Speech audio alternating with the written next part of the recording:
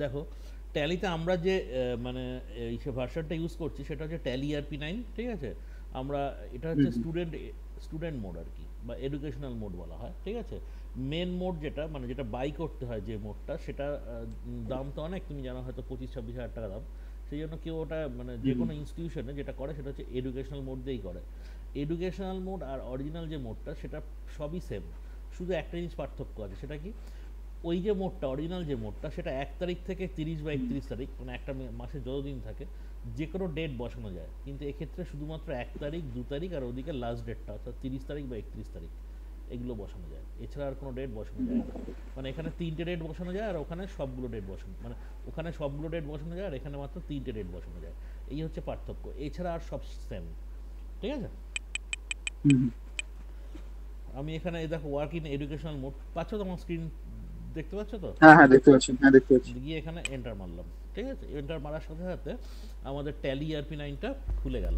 ওকে, এবারে ফার্স্টে আমার কী হুম করতে হবে, ফার্স্টে আমাকে করতে হবে কোম্পানি ক্রিয়েট করতে হবে। কোম্পানি ক্রিয়েট কী দিয়ে করব, Alt F1, ঠিক আছে। Alt F1 ক্রিয়েট করব, ক্লিক করব কিবোর্ড থেকে, লিখে নিতে পারো যদি খাতা থাকে কাছে, লিখে নাও। আছে।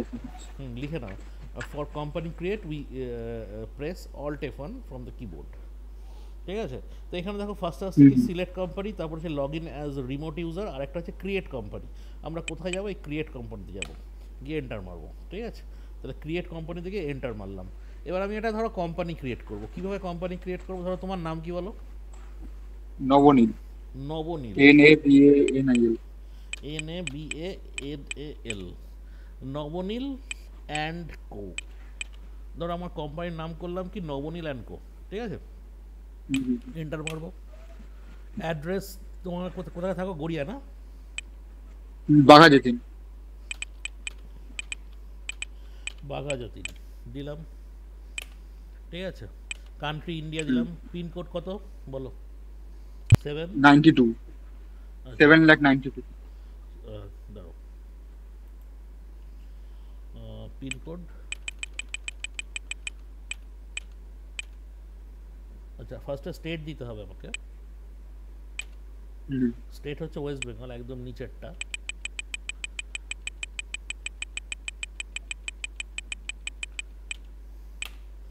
তারপর হচ্ছে 7000070009 2, তাই তো। আচ্ছা, এবার হুম এই হুম হুম কন্ট্যাক্ট ফোন নাম্বার, মোড নাম্বারে এগুলো দিলে দিতে পারো, নাও দিতে পারো, ঠিক আছে। এগুলো নিয়ে হুম। কোয়াটাই না, শুধু যে এখানে ইন্ডিয়া করবে সঙ্গে সঙ্গে বেস কারেন্সি সিম্বলটা এটা চলে আসবে, ফর্মাল নেম মানে আমাদের যে টাকার ফর্মাল নেম সেটা INR চলে আসবে, ঠিক আছে। হুম হুম। কোম্পানি ক্রিয়েট হয়ে গেছে, দেখো এখানে নবনীল অ্যান্ড কো চলে এসছে, ঠিক আছে। এবারে আমাকে কতগুলো লেজার ক্রিয়েট করতে হবে, ঠিক আছে। লেজার ক্রিয়েট কেন করব আমি, কারণ আমি এই সেটা বানাবো, এই যে আমাদের ব্যালেন্স শিটটা আছে, এই ব্যালেন্স শিটটা বানাবো, ঠিক আছে। ব্যালেন্স শিটটা কী জিনিস আমি বলেছিলাম, ব্যালেন্স শিটের দুটো সাইড থাকে, একটা হচ্ছে লায়াবিলিটি, একটা হচ্ছে তোমার অ্যাসেট, হ্যাঁ। লায়াবিলিটি মানে কি, আমাদের হ্যাঁ কর্তব্য, হ্যাঁ যেমন ক্যাপিটাল, ক্যাপিটাল হচ্ছে আমাদের লায়াবিলিটি। সান্ডিকেটার মানে যার কাছ থেকে আমি ধারে মাল কিনেছি সে হচ্ছে আমার কাছে liability. Bank, loan from bank মানে যে টাকাটা আমি ব্যাংক থেকে নিয়েছি সেটা হচ্ছে আমার লায়াবিলিটি, হুম মানে এগুলো ফেরানো হচ্ছে আমার লায়াবিলিটি, ঠিক আছে। তাহলে আমি ফার্স্টে কী করবো, হুম ফার্স্টে আমি এখান থেকে এই লেজারগুলো ক্রিয়েট করব, ঠিক আছে। ফার্স্টে এই যে এখানে গেলাম, এই যে দেখো এই যে গেটওয়ে অফ ট্যালিতে আছি, সেখান থেকে অ্যাকাউন্টিং ইনফো, সেখান থেকে লেজার, লেজার থেকে ক্রিয়েট, ক্রিয়েটে চলে গেলাম, ঠিক আছে। এখান থেকে আমি কি করব, আচ্ছা ট্যালি এই সফটওয়্যারটা কি তোমার কাছে আছে, নাহলে নেট থেকে না এটা নেই। নামিয়ে ট্যালির ডাউনলোড নিজস্ব। করে নেবো। হ্যাঁ ট্যালি এখন গেলে তুমি ট্যালি প্রাইম পাবে, কিন্তু এছাড়াও দেখবে ওর মধ্যে খুঁজবে ট্যালি ERP9ও পেয়ে যাবে ওখানে, ঠিক আছে। একটুখানি নেটে আচ্ছা আচ্ছা। খুঁজবে ট্যালি ERP9 পেয়ে যাবে, স্টুডেন্ট ভার্সনটা ক্লিক করবে, স্টুডেন্ট ভার্সন পেয়ে যাবে, ঠিক আছে। হুম হুম আচ্ছা, এখানে আমার ফার্স্টে কী লিখতে হবে, ক্যাপিটাল, কেন কি, দেখো তোমাকে আমি যেটা পাঠিয়েছি সেখানেও আছে এটা, ক্যাপিটাল, ক্যাপিটাল, ঠিক আছে। এই ক্যাপিটালটা কার আন্ডারে, হুম আগের দিন আমি তোমাকে 28টা গ্রুপ পড়িয়েছিলাম, ঠিক আছে। ক্যাপিটাল অ্যাকাউন্ট হচ্ছে হুম ক্যাপিটাল হচ্ছে ক্যাপিটাল অ্যাকাউন্টের আন্ডারে। আচ্ছা, এখানে কি বলেছে, ইনভেন্টরি ভ্যালু আর এফেক্টেড, ইনভেন্টরি মানে মজুদ, ক্যাপিটালের ক্ষেত্রে ক্যাপিটালের সঙ্গে তো মজুদের কোনো সরাসরি সম্পর্ক নেই, অর্থাৎ এটা এফেক্টেড নয়। শুধুমাত্র ইনভেন্টরি ভ্যালু কখন এফেক্টেড হবে, সেল বা পারচেসের বেলায়, যখন আমরা কোনো কিছু সেল করব বা পারচেস করব। ইনভেন্টরি মানে, আবারও বলছি, ইনভেন্টরি মানে হচ্ছে মজুদ, মজুত রাখা জিনিস কখন চেঞ্জ হবে, যখন নাই কোনো কিছু সেল করবে বা পারচেস করবে। ঠিক আছে, এন্টার করলাম, এখানে চলে এলাম। এখানে কত আছে, 5,50,000, 5,50,000, 1 2 3, 5,50,000 টাকা হয়ে গেল। ফার্স্টে আমি এন্ট্রি করে দিলাম, তাহলে কি করলাম, ক্যাপিটাল। পরেরটা কি আছে পড়ো দেখি তুমি, পরের এন্ট্রিটা কি আছে বলো, ওপর থেকে নিচের দিকে পড়বে। পরে ওপর থেকে নিচের দিকে। 2 তারিখেরটা হ্যাঁ, মানে ট্রানজ্যাকশনের যেটা। লায়াবিলিটির দিকে যেটা আছে, ট্রানজাকশন না, লায়াবিলিটি, উপরেরটা। আমি এখন উপরেরটা করছি। আচ্ছা, দ্বিতীয়টা ওই সানডে ক্রেডিটার্স। সান্ডিকেটার্স পড়ো। অ্যাসেটস হচ্ছে অ্যাসেটস হচ্ছে 70,000, ল্যান্ড অ্যান্ড বিল্ডিং। আচ্ছা, সান্ডিকেটার না, ওটা হচ্ছে ল্যান্ডার বিল্ডিংটা আবার অ্যাসেটের দিকে আছে। হ্যাঁ, সান্ডিকেটার, দেখো সান্ডিকেটার মানে তুমি, সান্ডিকেটার মানে কি, 28টা গ্রুপ পড়তে হবে কিন্তু। সান্ডিকেটার মানে হচ্ছে যার কাছ থেকে ধারে আমি মাল কিনেছি, সে হচ্ছে সান্ডিকেটার। ঠিক আছে, এখানে সান্ডিকেটারের দেখো নামও দিয়ে দিয়েছে, messrs SK trading and co. ঠিক আছে, সান্ডিকেটারের নাম হচ্ছে কি, messrs SK trading and co. তাহলে আমি এখানে messrs SK trading and co, trading co, আচ্ছা ট্রেডিং কোই আছে শুধু, তাহলে মেসার্স এসকে ট্রেডিং কো, এটা কি আছে, সান্ডিকেটার। মেনটেন বিল বাই বিলটাকে নো করলাম। আচ্ছা, সান্ডিকেটারের এর ভ্যালু কত আছে, 70,000 টাকা, 70, 1 2 3, 70,000। আচ্ছা, তারপরে কি আছে দেখো, loan from bank, state bank of India, loan from state bank of India. ঠিক আছে, হলো loan from state bank of ইন্ডিয়াটা কার আন্ডারে হবে, লোন লায়াবিলিটিস। ঠিক আছে, লোন লায়াবিলিটিস, দেখো এখানে এই সাইডে দেখো লোন লায়াবিলিটিস বলে একটা অপশন আছে। এই যে তোমাকে আমি 28টা গ্রুপ পড়িয়েছিলাম, সেই 28টা গ্রুপের মধ্যে এগুলো সব আছে। ঠিক আছে, এখানে প্যান নাম্বার ফাম্বারগুলো যদি তুমি দিতে চাও তাহলে দিতে পারো, না দিলেও কোনো সমস্যা নেই। ঠিক আছে, এখানে কত বলেছে, state bank of India, loan from state bank of India কত বলেছে, 1,25,000, 1,25,000। ঠিক আছে, তারপরে কি আছে বলো, অ্যাসেটের দেখতে পার বলবে, বলো। তো হচ্ছে সানডে ডেপ্টার্স। হ্যাঁ, অ্যাসেটের দিকটা বলো তুমি, ওপর থেকে নিচের দিকে আমি লায়াবিলিটি বলে দিয়েছি, করে দিয়েছি। এবার অ্যাসেটের দিকটা ওপর থেকে নিচের দিকে হবে, বলো। অ্যাসেটের প্রথমে কি আছে, ফার্নিচার এন্ড ফিক্সচার। ফার্নিচার মানে তো বুঝো, চেয়ার টেবিল, এগুলো ডেস্ক, এগুলো হচ্ছে ফার্নিচার। ফিক্সচার মানে হচ্ছে যেগুলো দেয়ালের গায়ে আটকানো থাকে, মানে যেগুলো র্যাক, দেখবে যে কোনো দোকানে বা অফিসে র্যাক থাকে না, দোকানে যেখানে মালগুলো সাজানো থাকে, সেটাকে বলা হয় ফিক্সচার, যেগুলো ফিক্সড করা থাকে আর কি। ঠিক আছে, তাহলে আমরা ফার্স্ট লিখছি কি এখানে, ফার্নিচার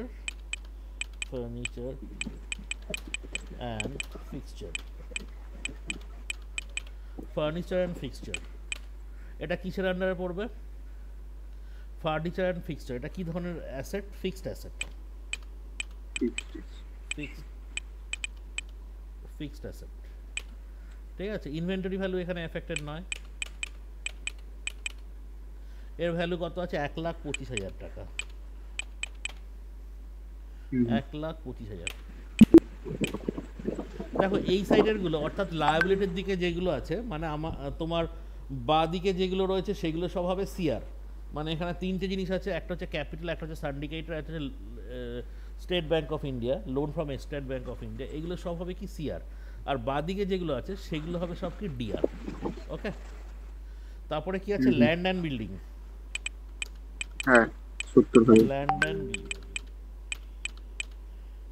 ল্যান্ড অ্যান্ড বিল্ডিং। ঠিক আছে, এটা কিসের আন্ডারে, এটাও কিন্তু ফিক্সড অ্যাসেটের মধ্যেই হবে।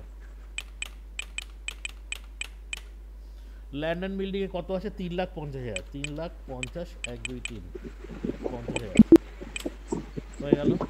তারপরে কি আছে, ক্লোজিং স্টক। আচ্ছা, ক্লোজিং স্টকটা আমি একটু পরে করছি। তারপরে কি আছে, সান্ড্রি ডেবিটার কাকে বলে, সান্ড্রি ডেবিটার হচ্ছে যার থেকে আমি ধারে মাল কিনবো, সেই ব্যক্তি হচ্ছে আমার কাছে সান্ড্রি ডেবিটার। ঠিক আছে, এখানে তার নাম কি দিয়েছে, মেসার্স টিভি এম্পোরিয়াম। তাহলে মেসার্স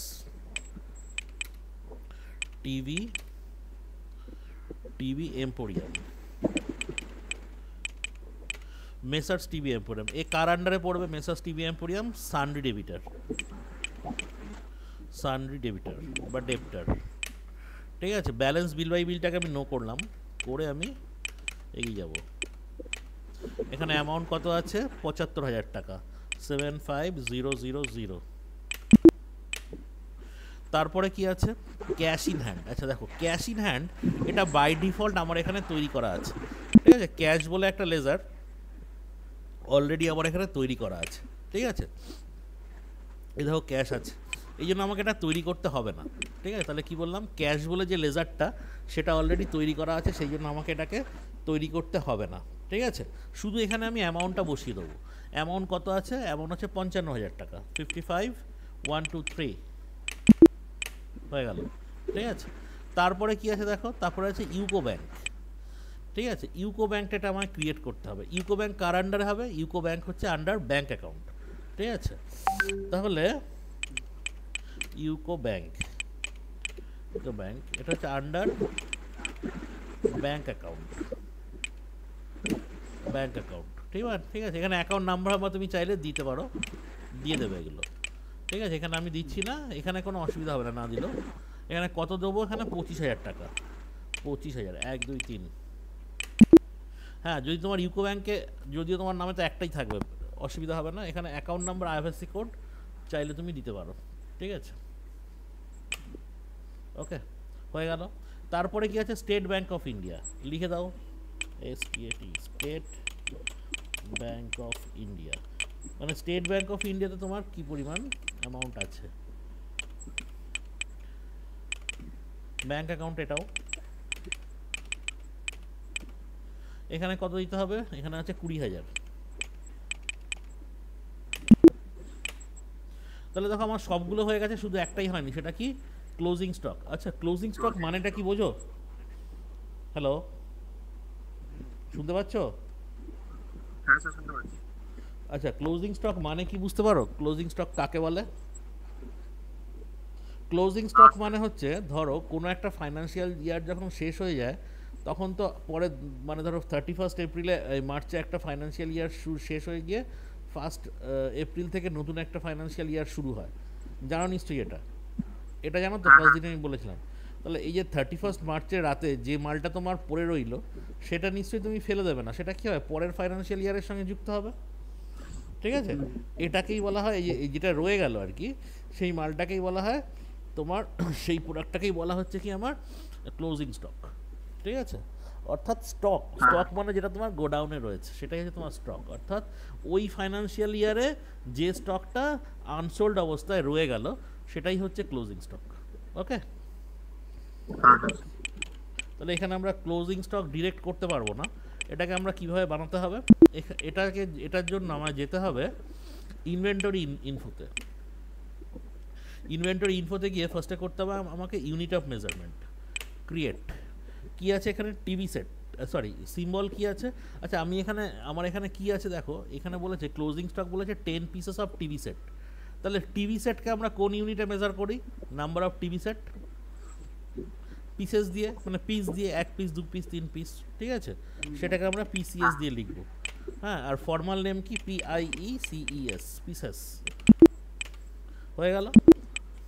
এবার এখান থেকে আমি কোথায় যাব? Stock item. স্টক আইটেমে গিয়ে ক্রিয়েট করব। কি ক্রিয়েট করব? TV set. ঠিক আছে, এখানে পিসেস দিলাম। কোয়ান্টিটি কটা? এখানে কটা বলা হয়েছে? 10টা টিভি সেট, 10টা দিলাম। রেট কত আছে? 9,500 করে দিলাম। ভ্যালু তাহলে কত হবে? 95,000 টাকা। অ্যাকসেপ্ট করে নিলাম। ঠিক আছে, এবারে আমরা যদি দেখি, এক সেকেন্ড, আমার একটা ফোন এসছে। বলো,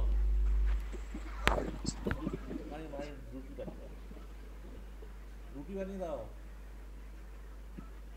হ্যাঁ হ্যাঁ, তুমি ক্লাসে আছো, পরে কথা বলো। হ্যালো, হ্যাঁ, এবার যদি আমরা ব্যালেন্স শিট দেখি, দেখো ব্যালেন্স শিটটা কিন্তু মিলে গেছে। ঠিক আছে, দেখো এদিকেও 7,00,000 45,000 টাকা রয়েছে, এদিকেও 7,45,000 টাকা রয়েছে, এখানে কোনো ডিফারেন্স ব্যালেন্স নেই। হ্যাঁ ডিফারেন্স ব্যালেন্স নেই মানে হচ্ছে ব্যালেন্স শিটটা ঠিক আছে। ওকে, তো এই অবধি কি বোঝা গেছে ব্যালেন্স হুম, শিটটা? এবার দেখো আছে ট্রানজাকশন, মানে আচ্ছা এটা হচ্ছে গত বছরের ব্যালেন্স শিট, মানে 31/3/2011 এটা ব্যালেন্স শিট হয়ে গেল। তার মানে এখানে দেখো, এখানে তারিখ অনুযায়ী, মানে এটা অনুযায়ী হচ্ছে এটা আগের বছরের আর কি। এবার নতুন বছরের অর্থাৎ এপ্রিল মাস থেকে নতুন যে বছরটা পড়ছে সেই বছরের ট্রানজাকশনগুলো এবার শুরু হবে। ঠিক আছে, তাহলে আমি ট্রানজাকশনের জন্য কোথায় যাব? ফার্স্টে আমি যাব অ্যাকাউন্টিং ভাউচার। ঠিক আছে, অ্যাকাউন্টিং ভাউচারে গিয়ে ফার্স্টে কি আছে? সেলস। সেলস সেলস সেলসে চলে গেলাম। সেলসে গিয়ে কার কাছে সেল করছি? ফার্স্টে মেসার্স টিভি এম্পোরিয়াম। দেখো মেসার্স টিভি এম্পোরিয়াম এখানে আছে। হ্যাঁ হ্যাঁ হ্যাঁ দেখো এখানে চাইছে সেলস লেজার, এই সেলস লেজারটা আমাকে তৈরি করতে হবে। তো এই পজিশনে এসে, কোনো একটা পজিশনে এসে যদি আমাকে কোনো লেজার তৈরি করতে হয়, অলরেডি আমি কিছু লেজার বানিয়েছি আর কিছু লেজার আমার কাছে নেই। যেগুলো নেই সেগুলো তৈরি করার জন্য আমাকে কী করতে হবে? অল্ট সি মারতে হবে। অল্ট সি মারলাম, তাহলে এখানে কী করতে হবে? Sales, SALES, sales. ঠিক আছে, আন্ডার কি আছে? Sales account. ঠিক আছে, সেলস অ্যাকাউন্ট করে দিলাম। ইনভেন্টরি ভ্যালু আর এফেক্টেড সেল, আমি বলেছিলাম আগে সেল আর পারচেসের ক্ষেত্রে ইনভেন্টরি ভ্যালু এফেক্টেড হয়, অর্থাৎ এটা ইয়েস হবে। হয়ে গেল। নেম অফ দ্য আইটেম কি আছে? TV set. টিভি সেট নিলাম। কপি সেল করেছে এখানে টিভি সেট 5 পিস, তাহলে 5 পিস করে দাও।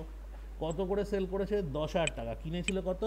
9,500-তে, বেচল কত? 10,000 টাকা করলো সেল, তাহলে 50,000 টাকা হয়ে গেল। অ্যাকসেপ্ট। তাহলে আমার প্রথম সেলের যে ভাউচারটা রয়েছে সেটা কমপ্লিট হয়ে গেল। এবার আমি পারচেস করবো, তাহলে পারচেস করার জন্য কোথায় যাব? F9 by পারচেসে। পারচেসে চলে গেলাম। পারচেসে এসে আমি কোন পার্টির কাছ থেকে পারচেস করছি? দেখো SK ট্রেডিং। দেখো SK ট্রেডিং অলরেডি আমার কাছে আছে। হ্যাঁ হ্যাঁ হ্যাঁ চলে গেলাম SK ট্রেডিংয়ে। সেখান থেকে এবার কী হবে? অল্ট সি দিয়ে আমি পারচেস অ্যাকাউন্ট তৈরি করব। পারচেস অ্যাকাউন্ট তৈরি করলাম। এটা কার আন্ডারে? পারচেসের আন্ডারে। পারচেস অ্যাকাউন্টের আন্ডারে। ইনভেন্টরি, আমি বলেছিলাম সেল পারচেসের ক্ষেত্রে ইনভেন্টরি ভ্যালু আর এফেক্টেড হয়।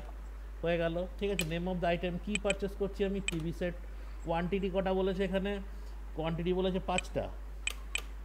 এখানে কত করে বলেছে? অ্যামাউন্ট বলা আছে 8,500 করে। এবার আমি কিনছি কত করে? 8,500 করে কিনছি, তার মানে 42,500 টাকা হচ্ছে 5টা টিভির দাম। অ্যাকসেপ্ট। হয়ে গেল। তাহলে আমার একটা সেল একটা পারচেস হয়ে গেল। এবার কি বলেছে? Service charge receive from TV emporium. TV এম্পোরিয়ামের কাছ থেকে আমি সার্ভিস চার্জ রিসিভ করেছি।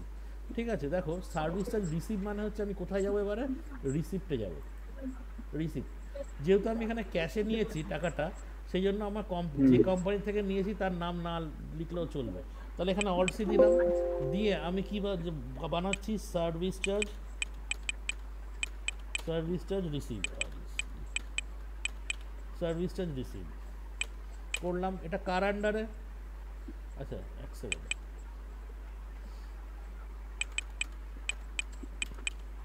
Service charge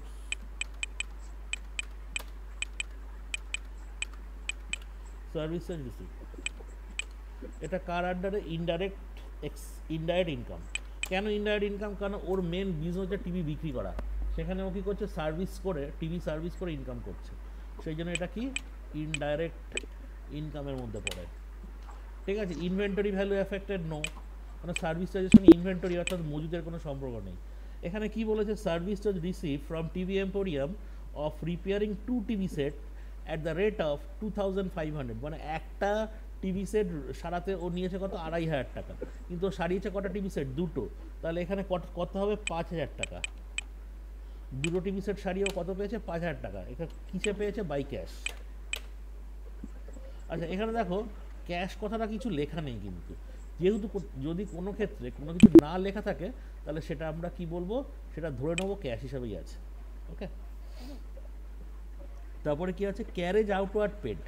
carriage outward paid মানে কি? ধরো তুমি কোনো একটা দোকান থেকে তুমি ধরো গ্রেট ইস্টার্ন থেকে একটা টিভি কিনেছো। গ্রেট ইস্টার্ন নিশ্চয়ই চেনো, আমাদের গড়িয়াতেই আছে। হ্যাঁ চেনো হ্যাঁ তো? হ্যাঁ গ্রেট ইস্টার্ন থেকে হ্যাঁ একটা হ্যাঁ টিভি কিনেছো। সেই গ্রেট ইস্টার্ন থেকে যে তুমি টিভিটা কিনলে, টিভিটা কিন্তু তোমার বাড়ি অবধি কিন্তু ওরা কী করবে? ডেলিভারি করে দেবে। এই যে তোমার বাড়ি অবধি ডেলিভারি করতে যে খরচাটা হচ্ছে সেটাকেই বলা হয় কি? Carriage outward. বুঝতে পারলে? আর ক্যারেজ ইনওয়ার্ড কি? আচ্ছা বাইরে থেকে, অর্থাৎ কারখানা থেকে তোমার শোরুম অবধি টিভিটা আনতে যে ওর খরচা হয়েছে সেটা হচ্ছে ক্যারেজ ইনওয়ার্ড। এই দুটোই কিন্তু ডাইরেক্ট এক্সপেন্সের মধ্যে পড়ে, ঠিক আছে? তাহলে এখানে কি হবে, রিসিভের আমি কি যাব, ক্যারেজ, আমি কি বললাম এটা, ক্যারেজ আউটওয়ার্ড। তাহলে ক্যারেজ আউটওয়ার্ড আমার তো নেই বানানো, অল সি দিয়ে বানাতে হবে। তাহলে এটা কি হবে, carriage outward, CARRIAGE, carriage outward,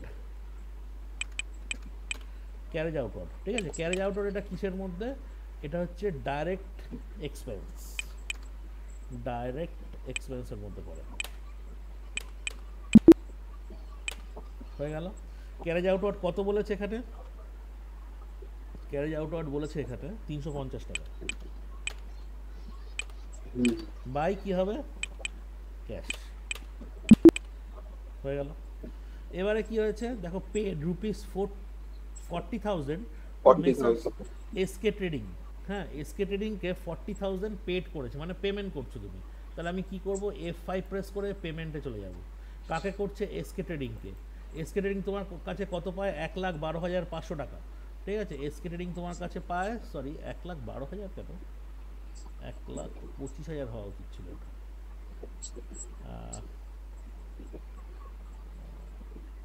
আচ্ছা, SK trading purchase 1,25,000, 500 purchase, purchase, আচ্ছা পারচেস আরেকবার করা হয়েছে, দুবার করা হয়েছে।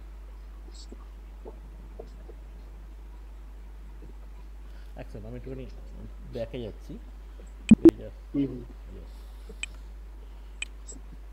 Service charge, SK trading purchase 5 piece TV set, sale ticket.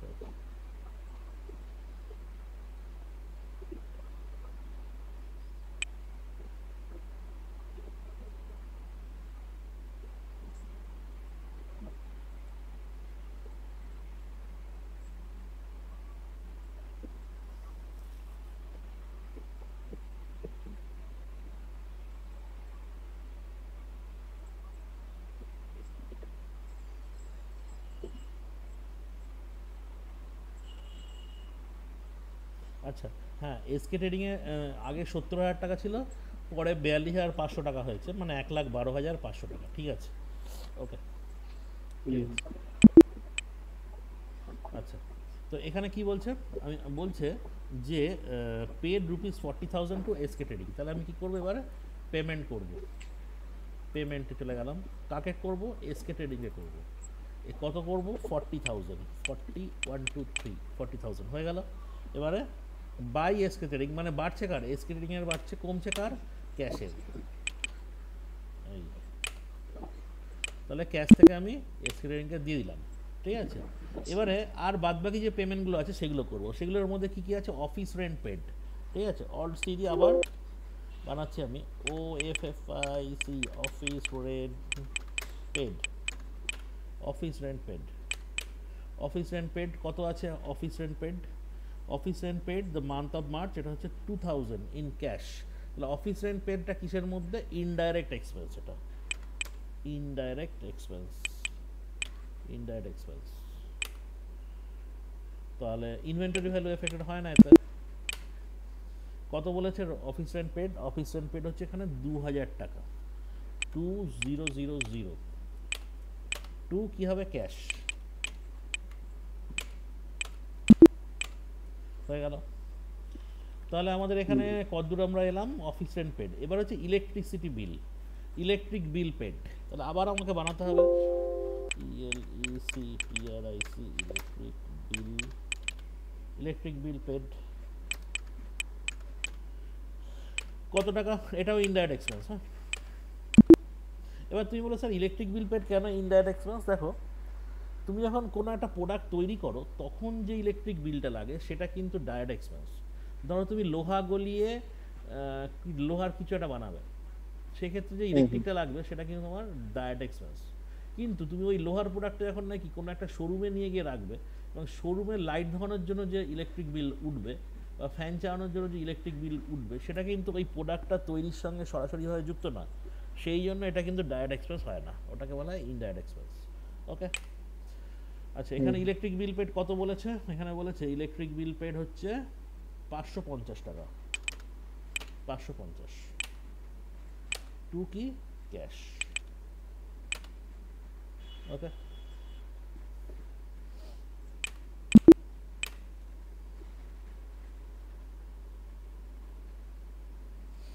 আচ্ছা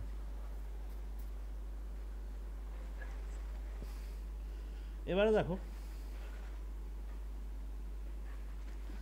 অফিস ইলেকট্রিক বিল পেড হয়ে গেল। আচ্ছা salary of mister Amal, salary of mister Sanjay, salary of mister Pankaj, ঠিক আছে। তো এখানে আমরা কি করব, এখানে আমরা করব স্যালারি অফ মিস্টার অমল ফার্স্টে, আবার অলসি স্যালারি অফ অমল,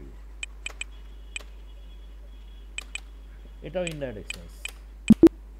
হ্যাঁ এখানে একটা কথা, এখানে এই যে স্যালারি অফ অমল, সঞ্জয় এবং পঙ্কজ, এদের স্যালারিটা কেন ইনডাইরেক্ট এক্সপেন্স হলো, এরা যদি ডিরেক্ট প্রোডাক্টটা তৈরি করতো তখন কিন্তু সেটা ডাইরেক্ট এক্সপেন্স হতো।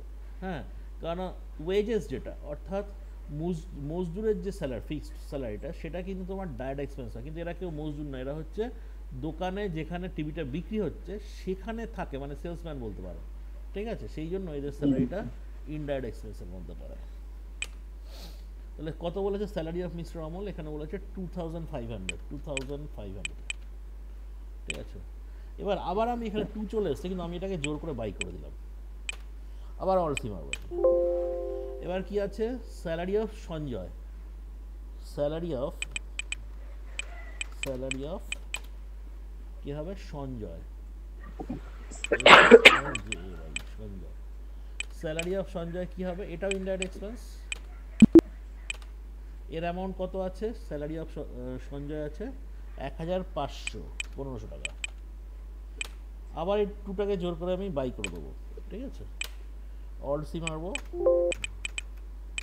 স্যালারি অফ, পরের জন কে আছে, পরের জন আছে salary of Pankaj, salary of Pankaj, এর ভ্যালু কত আছে, স্যালারি অফ পঙ্কজ হচ্ছে 1000 টাকা। তাহলে আমার কত হলো, 2500 আর 1500, তার মানে হচ্ছে 3-4000 আর 1000, 5000। এটা কিসে দিয়েছে, ক্যাশে। আমাদের তো 5000 টাকা হয়ে গেছে। ওকে হলো। Receive ₹45,000 from TV emporium, TV এম্পোরিয়ামের থেকে আমি 45,000 রিসিভ করেছি, রিসিভে চলে গেলাম, ঠিক আছে। এখানে টিভি এম্পোরিয়াম দিলাম, আমি ক্রেডিট কত করছি 45,000, 1 2 3, ঠিক আছে। তাহলে যখন আমি টিভি এম্পোরিয়ামের থেকে 45,000 পেয়ে গেলাম, তাহলে টিভি এম্পোরিয়ামের কাছে আমার পাওনার পরিমাণটাও কমে যাবে, সঙ্গে সঙ্গে কত হয়ে গেল 80,000 টাকা। তার মানে এখন আমি টিভি এম্পোরিয়ামের কাছে কত পাই, 80,000 টাকা। এটা কিসে রিসিভ করছি, আমি ক্যাশে রিসিভ করছি, হয়ে গেল। আচ্ছা cash withdraw from UCO bank. আচ্ছা যখন কোনো সময় কোনো ব্যাংক থেকে টাকা উইথড্র করে ক্যাশে আনা হয় বা ক্যাশ থেকে টাকা ব্যাংকে দেওয়া হয়, তখন সেই ধরনের এন্ট্রিগুলোকে বলা হয় কি, কন্ট্রা এন্ট্রি। আমি কন্ট্রা এন্ট্রিতে চলে গেলাম। তাহলে এখানে কি বলেছে, cash withdraw from UCO bank, মানে ইউকো ব্যাংক থেকে টাকা তোলা হয়েছে। তাহলে এখানে কি হবে, টু ইউকো ব্যাংক। হ্যাঁ, কত টাকা তোলা হয়েছে ইউকো ব্যাংক থেকে, ইউকো ব্যাংকে আছে এখন 25,000 টাকা, ঠিক আছে। 10,000 টাকা তোলা হয়েছে, 1 0 1 2 3, 10,000 টাকা তোলা হয়ে গেল। তার মানে ইউকো ব্যাংকের পড়ে রইল কত, পড়ে রইল 15,000 টাকা। বাই কোথায় গেছে, টাকাটা গেছে ক্যাশে, ঠিক আছে। তাহলে ক্যাশের পরিমাণ হলো 67,800 টাকা। ওকে, তারপরে নেক্সট হচ্ছে sale 2 piece of TV set of ₹9,000 to messrs Kanak TV sales. দেখো এই যে মেসার্স কনক টিভি সেল, এটা কিন্তু এতক্ষণ সিনারিতে ছিল না, তার মানে কিন্তু এই নামটা কিন্তু আমাদের লেজারে নেই।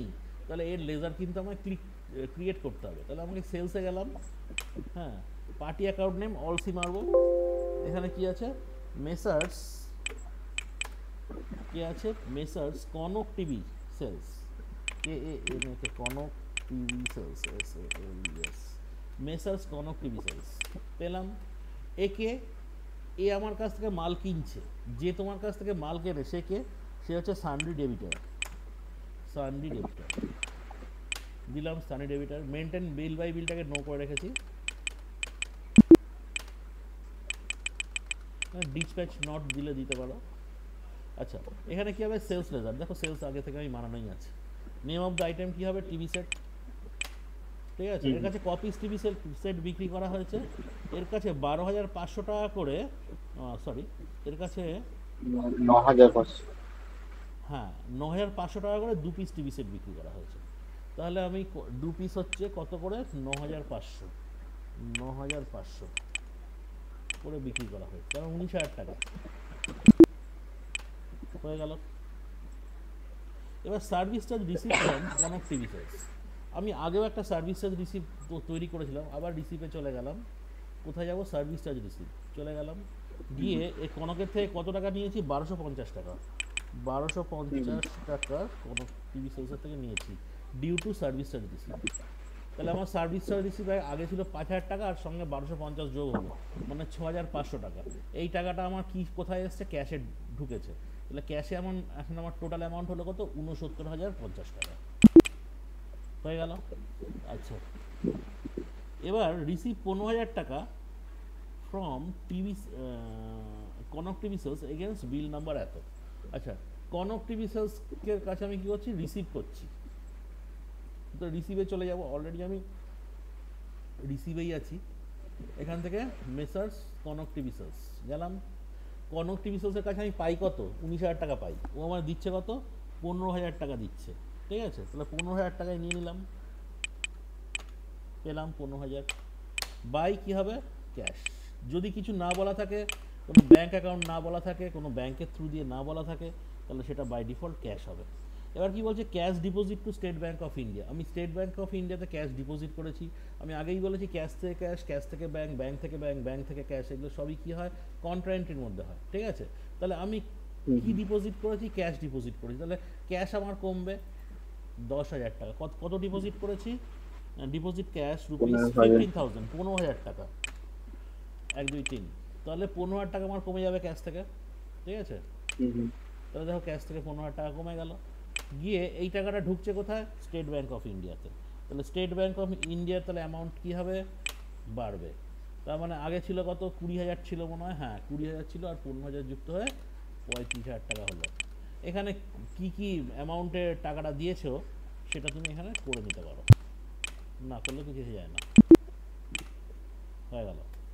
আচ্ছা, carriage outward paid. Carriage outward paid মানে কি, যে আগেও বলেছিলাম, ধরো টিভিটা বিক্রি যখন হয়েছে তখন সেই সময় সেই দোকানে বা সেই বাড়িতে পৌঁছে দেওয়ার জন্য, অর্থাৎ তোমার প্রিমিসেস থেকে, মানে তোমার দোকান বলো, অফিস বলো, যাই বলো না কেন, সেখান থেকে অন্য কোনো দোকান বা অন্য কোনো বাড়িতে পৌঁছে দেওয়ার জন্য, প্রোডাক্ট পৌঁছে দেওয়ার জন্য যে খরচাটা হয়, সেটাই হচ্ছে ক্যারেজ আউটওয়ার্ড। ঠিক আছে, তাহলে এটা কি, এটা হচ্ছে পেমেন্ট। ক্যারেজ আউটওয়ার্ড এটা কি ডায়ারেক্ট এক্সপেন্সের মধ্যে পড়ে, এই যে ক্যারেজ আউটওয়ার্ড চলে এসছে। এটা কত দিয়েছি আমি এখানে, 250 টাকা, 250 দিলাম টু কী হবে, ক্যাশ। তাহলে একটা ক্যাশ থেকে আমার খরচা হয়ে গেল, ওই টাকাটা। আমার সমস্ত এন্ট্রিগুলো কমপ্লিট হয়ে গেছে। ঠিক আছে, আর আমার এন্ট্রি নেই। ঠিক আছে, এবার আমি দেখব যে আমার এই যে আমি এতক্ষণ ধরে যে বিজনেসটা করলাম, তাতে আমার লস হয়েছে না লাভ হয়েছে। তাহলে সেটা আমি কোথায় যাবো, এই রিপোর্টে যাব, গেট অফ ট্যালিতে এসে আমি কোথায় যাব, রিপোর্টে যাব। রিপোর্টে গিয়ে প্রফিট অ্যান্ড লস, দেখো আমার এখানে দেখাচ্ছে নেট প্রফিট কত, 3,633 টাকা 33 পয়সা। ঠিক আছে, এটা হচ্ছে আমার প্রফিট হয়েছে। ওকে, আর এটা যদি আবার আমি এখানে দেখি, ব্যালেন্স শিটে দেখি, দেখো সেখানেও দেখাচ্ছে, এখানে কারেন্ট পিরিয়ডে 3,633 টাকা 33 পয়সা, এই টাকাটা আমার প্রফিট হয়েছে। ঠিক আছে, বোঝা গেছে। আমি তোমার কন্টেন্টটা তো দিয়ে দিয়েছি, হ্যাঁ ছবিটা দিয়ে দিয়েছি, তুমি কালকে একটু প্র্যাকটিস করে নিও। এটা প্র্যাকটিস হলে আমায় বলবে, আমি নেক্সট পার্টটা, নেক্সট যে প্রবলেমটা আছে সেটা করাবো। ওকে, ঠিক আছে, গুড নাইট। ওকে, হ্যাঁ হ্যাঁ, গুড নাইট।